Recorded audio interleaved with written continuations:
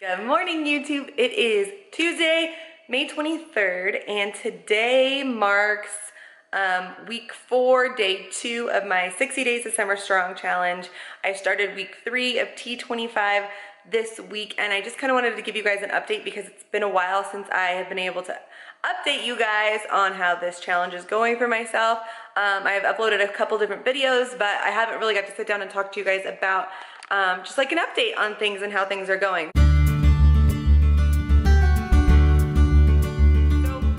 Today I have decided to switch things up with my morning routine, and I'm gonna add in a little bit of intermittent fasting into my schedule. So most of you guys know I usually have a bulletproof hot chocolate in the morning. It is pretty high in calories. It does have about 10 grams of carbs.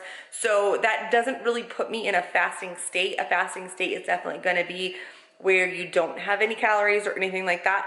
So this morning, what I am doing is I'm having black coffee.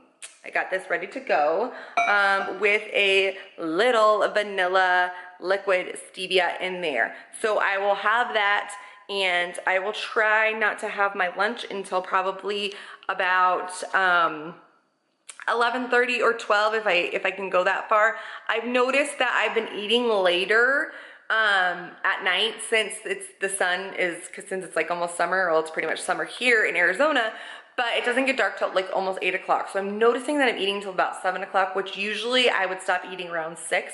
So I need to play around with that a little bit. I'm not gonna be too strict on myself. If I get hungry before 11:30, I will eat. I'm not gonna push myself to where I feel uncomfortable, especially in the first few days. So if you're like just getting into something, whether it be low carb, intermittent fasting, or anything like that, don't push yourself so hard to where you feel uncomfortable, or you're like, oh my God, I'm starving, I'm gonna die. No, like take baby steps to get yourself to the point where you need to go.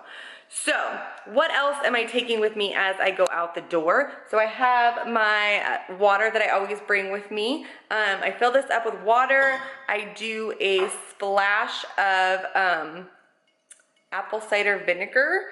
I do, well, probably like a tablespoon or 2 of this in there. I don't mind the flavor of it too bad.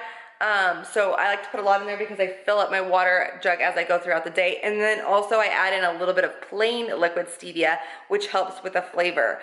Last night I did cook up some cabbage. There was a video on it. I shared like a quick keto dinner, which was basically cabbage, mushrooms, onions. I cooked it up in some ghee, and then I added in some grass-fed ground beef that I'd cooked the day before. So I'm bringing, I'll show you guys. This is my lunch. I'll probably heat that up and then add some Dijon mustard over the top of it. I just use salt and pepper to season it. And then for snacks, I have just these pepperonis, and I'll do a cheese stick. Of course, you guys know I have dairy. Some people don't, but that's okay. You get to decide. I try not to eat too much cheese, but I do probably have one of those a day. And then, of course, a LaCroix. So this will be like what I take with me for the day. Another thing that I want to work on changing up, since I'm changing my diet to like intermittent fasting, because in the morning I would use the Beachbody Recover in my bulletproof hot chocolate. So I've kind of, and this is kind of a confession, but have been skipping out on my Shakeology superfoods, which I know is affecting me. And so I'm kind of giving myself a challenge to have this every single day.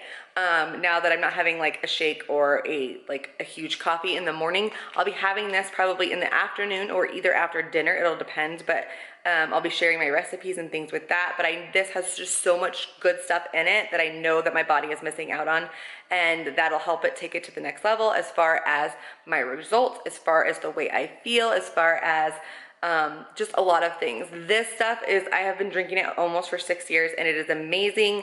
The first year I became a coach, I actually had low thyroid, and I had a doctor that wanted to put me on low thyroid medicine, but I wasn't quite ready to get on that medicine, even though I'm on it now. Because of my Hashimoto's. So I actually just kind of said, give me a few months, let me see what I can do. I added Shakeology into my diet along with exercise and eating healthy, and I leveled out my thyroid levels. But then I had a second kid and a bunch of other stuff happened, so led me back to that. But, you know, I was able to stay off of it for about a year. or 2 or 3, I can't remember. So as far as the challenge has been going, things have been going pretty good. I've been getting in my workouts. This week I really feel like I've been taking my workouts up to the next level. Even though it's only day 2 of workouts, I just feel like I'm pushing myself more. I don't know what changed, but it feels a lot better.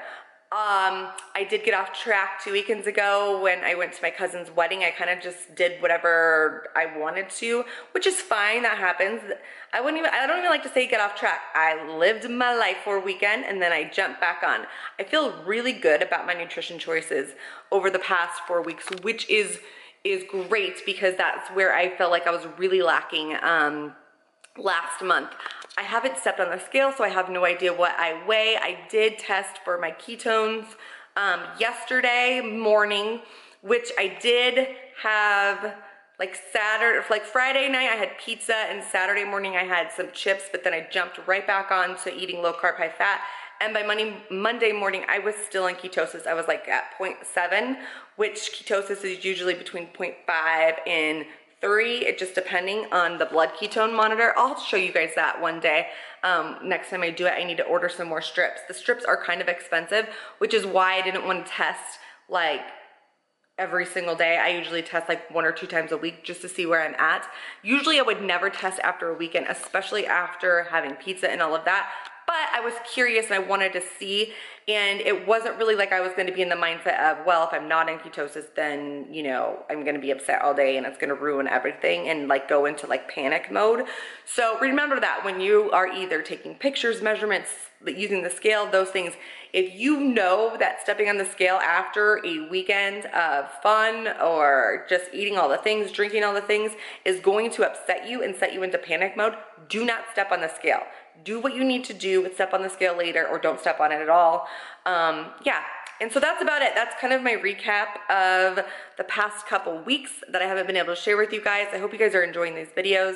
Oh, also, I am taking a break from my lashes, which they don't look too bad right now, but I like totally feel naked not having them. But they were like falling out and I could tell that my natural lashes were getting damaged. So I'm taking a break from that and trying some new things, which I'll share with you guys after I see how it works and if I like it or not. So anyways, that was a total sidebar. So I hope that you guys are enjoying these videos. I hope that this is helping you. It's really helping me stay on track, sharing with you guys. If there's anything you guys want to hear from me, post below. I love to hear your ideas for videos. And I'll try to get those up for you guys, whatever you guys want to hear. Also, don't forget, every Thursday night at 6:30 p.m. Pacific Standard Time, I do a live Ask Ashley over on my Facebook page. So you can send me any questions, either here on YouTube, Instagram, Snapchat, however you can get a hold of me. All of that information is down below, and send me those questions and I get those answered for you guys on Thursday nights. So I hope you guys have a good rest of your day, and we'll see you in the next video. Bye.